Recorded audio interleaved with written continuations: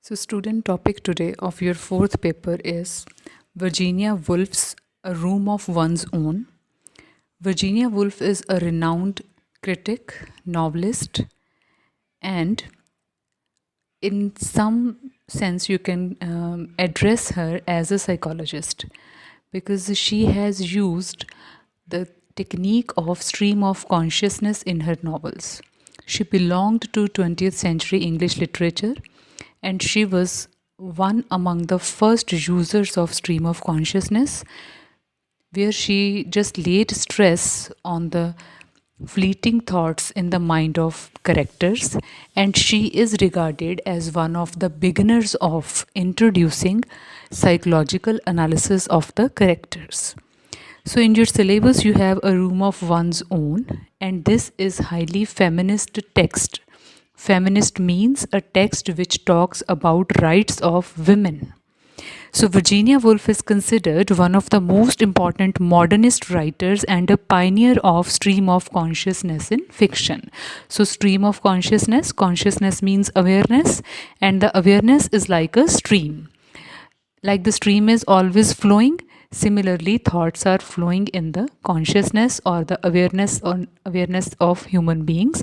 So, this awareness is controlled by the writer and written in the form of fiction. So she was a woman of exceptional courage, intelligence, and stoicism. Stoicism stands for her belief in the value of psychological principles.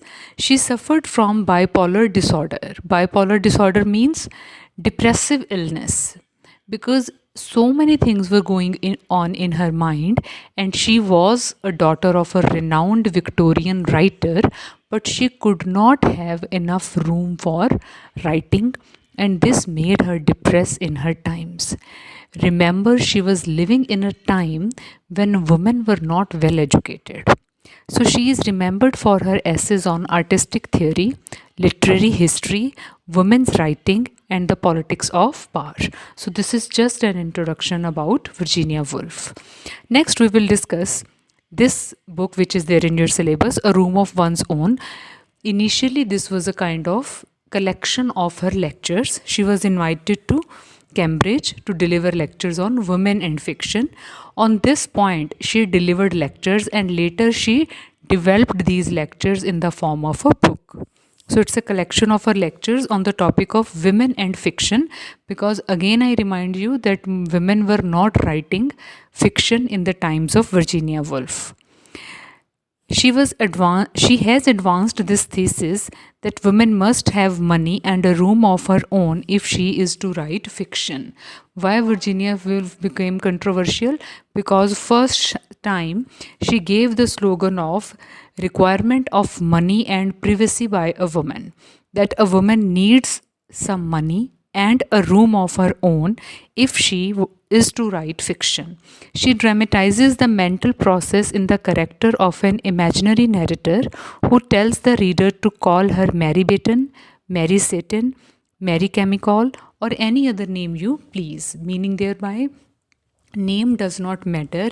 Every woman was facing this kind of situation.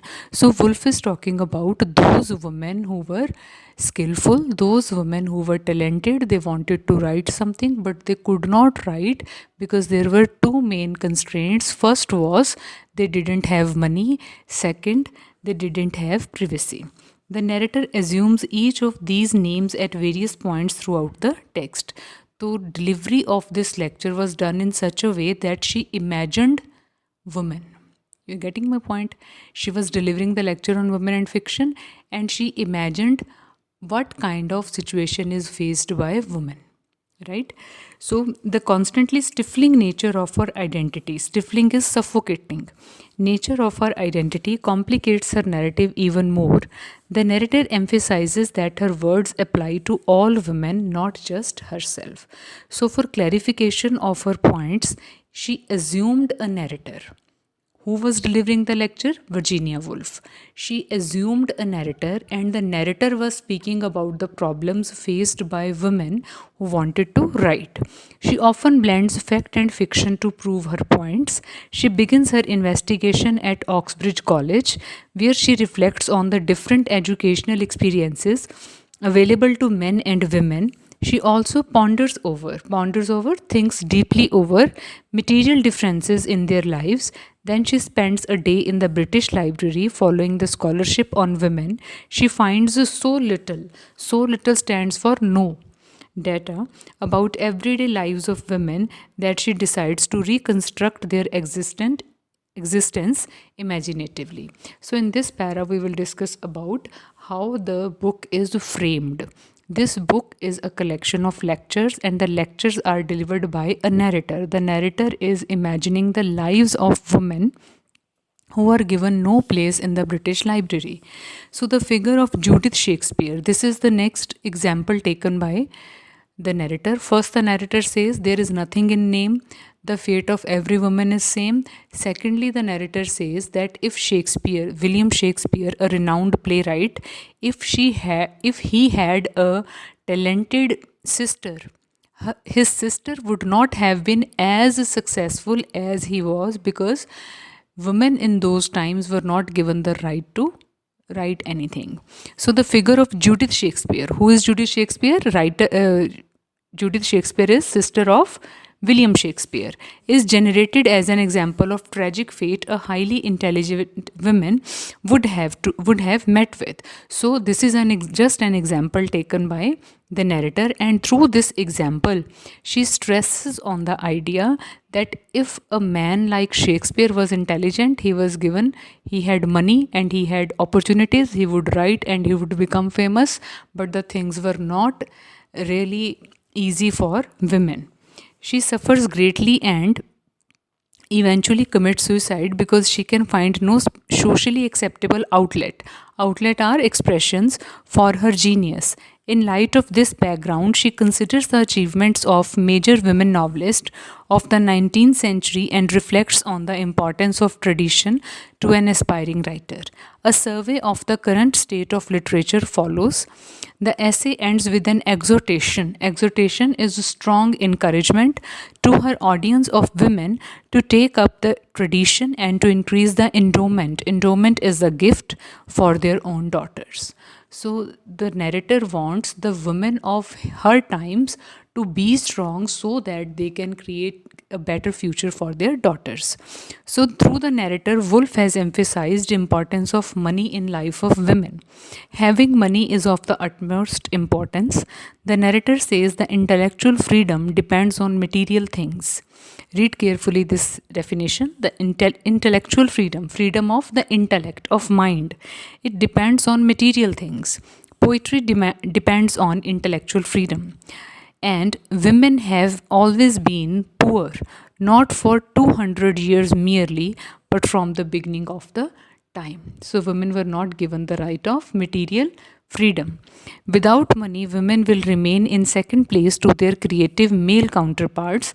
The financial discrepancy is the difference between men and women at the time of Woolf's writing, perpetuated the myth. Perpetuated, it made longer the myth that women were less successful writers. So this myth means any unreal idea. This was created in the time of Woolf because women were not given enough money.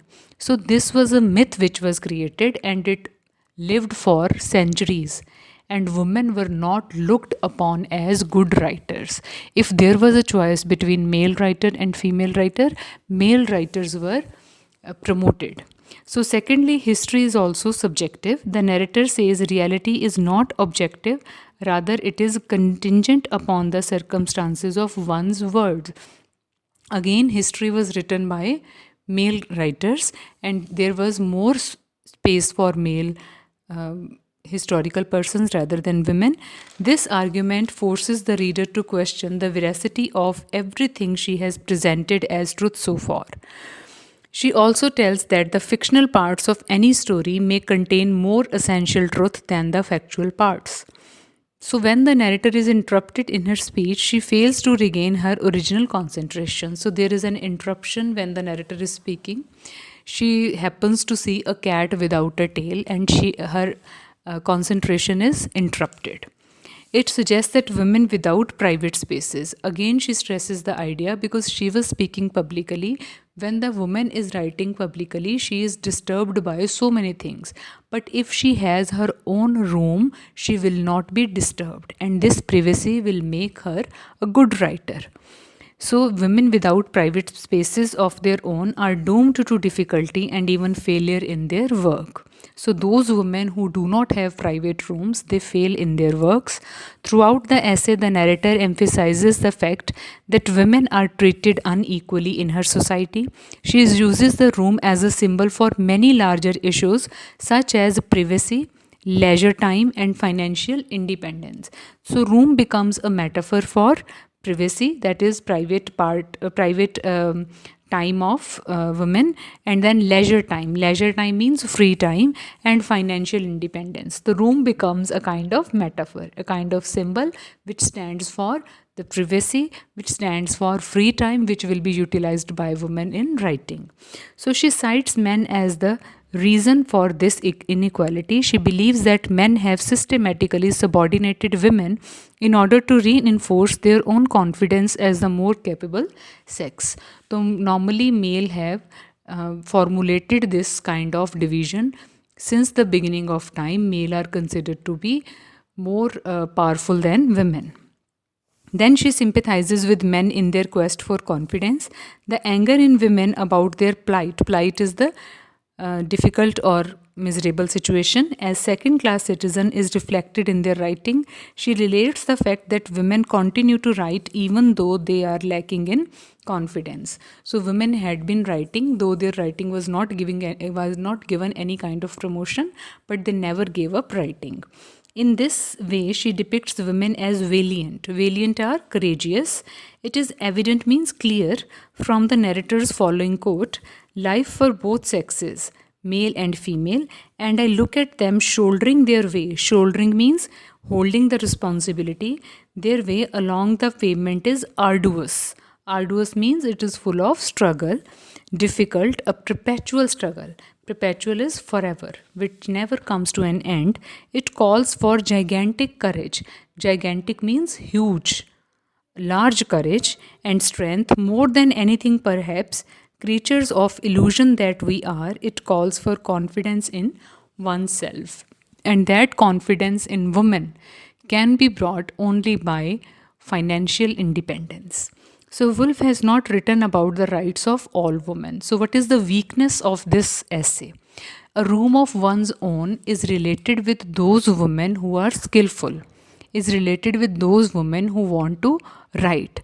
So, Woolf is not talking about women of all types. So, she is only restricted herself to women, but just a certain type of women. She has been concerned with fate of women of genius. Women of genius means those women who have the talented women, not with ordinary women. She hasn't talked about journal freedom rights for women, rather, she has attached all the requirements with a woman who is a writer. Her passion is for literature, not for universal justice. She has expressed her fear before its publication in her diary. She also was fearful. She writes, it makes me suspect that there is a shrill feminine tone. Shrill means weak. Feminine means which depicts women. Feminine tone in it which my intimate friends will dislike. I shall be attacked for a feminist and hinted at for a sapphist. Sapphist is again one who thinks too much about women.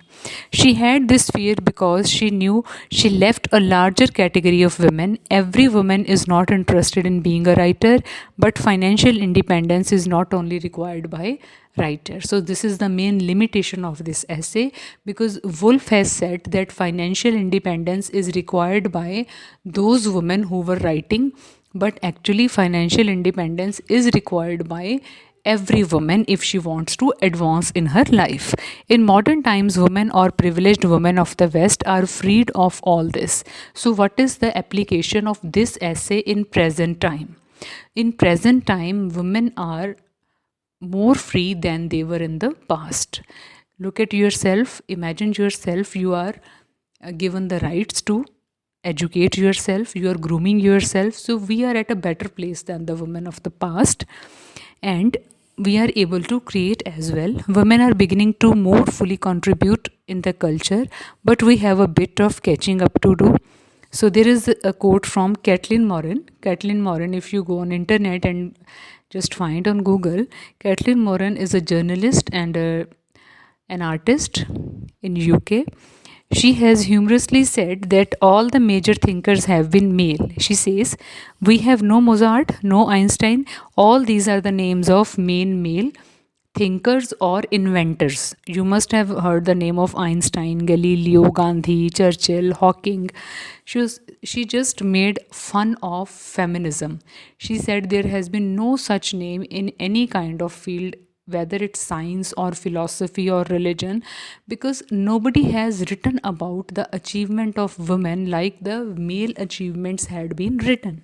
It just didn't happen. Nearly everything so far has been the creation of men, and a liberal right on denial of it makes everything more awkward and difficult in the long run. She is the supporter of women's equality. She has insisted on flowering means advancing of women's personality independently, not as a contrast to men. So, what is the point of Moran? That women are constructed differently from men. She should not look at herself as a contrast to male counterpart. She has her own beauties. She should concentrate on developing her beauties from current vantage point. Vantage means point of advantage, current means contemporary scenario. Meaning, thereby, if we look at Woolf's essay in present time, Virginia Woolf's essay is viewed differently because a large number of women are enjoying considerable amount of rights. They only need to define themselves as they want, not presenting their definition as opposite to male counterpart. So women need to get separated from male counterparts. They should define their roles as women, not as opposite to male. Thank you.